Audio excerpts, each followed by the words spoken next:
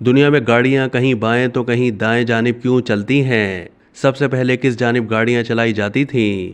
क्या आपको मालूम है कि दुनिया की 35% आबादी बाएं जबकि बाकी 65% आबादी दाएं जानिब गाड़ियां चलाती हैं? जिन ममालिक में गाड़ियां बाएं तरफ चलती हैं उनमें ज़्यादातर वो हैं जो माजी में बरतानवी सल्तनत के ज़ेर तहत रहे थे, जैसे पाकिस्तान, भारत या दीगर ममालिक। मगर बाएं जानिब ड्राइव करने की वजह काफ़ी दिलचस्प है और दाएं जानिब ड्राइव करने का रुझान इसके बाद सामने आया था। दर हकीकत माजी में लगभग दुनिया भर में सब सड़क के बाएं जानिब ही घोड़ों पर सफ़र करते थे, क्योंकि ये शहद के पुरतशद्दुद माशरों में सबसे काबिल फ़हम ऑप्शन था। चूँकि ज़्यादातर अफराद दाएं हाथ को इस्तेमाल करते हैं या राइट हैंडेड होते हैं, तो जंग के दौरान शमशीर जन बाएं जानिब रहने को तरजीह देते थे ताकि उनका दायां हाथ मुखालिफ के करीब रहे और मियान दुश्मन की पहुंच से दूर रहे।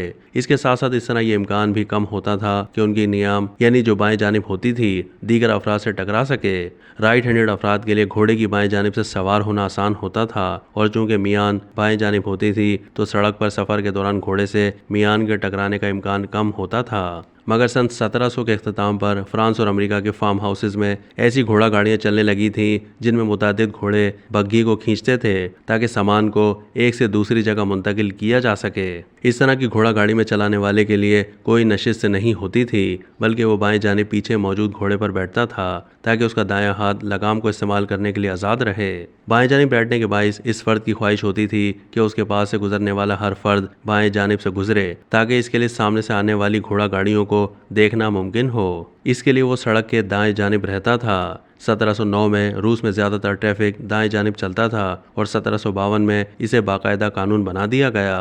इसी तरह 1789 में इनकलाब फ्रांस में दाएं जानिब ट्रैफिक चलना आम हुआ। इनकलाब से पहले शाही ख़ानदान या बासर अफराद सड़क के बाएं जानिब सफ़र करते थे और दीगर को दाएं जानिब से गुजरने पर मजबूर करते थे, मगर इनकलाब के बाद बासर अफराद खामोश ज़िंदगी गुजारने को तरजीह देने लगे थे और दाएं जानिब चलने वाले किसानों में शामिल हो गए। इस तरह 1794 में फ्रांस में राइट हैंड ड्राइव का उसूल नाफिज हो गया और जब नेपोलियन ने यूरोप में फतूहात की तो स्विट्ज़रलैंड, पोलैंड, जर्मनी, स्पेन और इटली वगैरह में राइट हैंड ड्राइव आम हो गई, जबकि नेपोलियन के मुखालिफ ममालिक जैसे बरतानिया, हंगरी और पुर्तगाल में ट्रैफिक को बाएं जानिब चलाने का सिलसिला बरकरार रखा गया।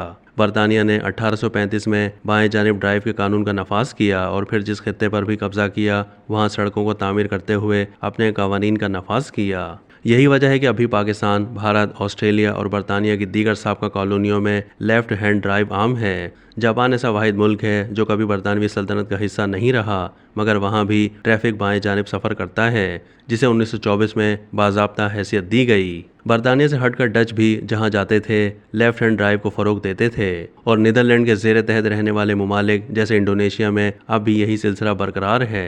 जबकि खुद नीदरलैंड को जब नेपोलियन ने फतह किया तो वहाँ दाएं जानिब ट्रैफिक चलना शुरू हो गई। अमेरिका ने भी बरतानिया से आज़ादी हासिल करने के बाद बतदरीज दाएं जानिब ट्रैफिक को चलाने का सिलसिला शुरू किया और इस हवाले से सबसे पहला कानून 1792 में पेंसिल्वानिया में मंजूर हुआ। यह सिलसिला 1949 में उस वक्त ख़त्म हुआ जब कनाडा में भी दाएं जानिब ट्रैफिक चलना शुरू हो गई। अहम बात यह है कि 1960 की दहाई में बरतानिया ने भी राइट हैंड ड्राइव सिस्टम को अपनाने पर गौर किया था, मगर कदामत पसंद हलकों ने इस कोशिश को नाकाम बनाया।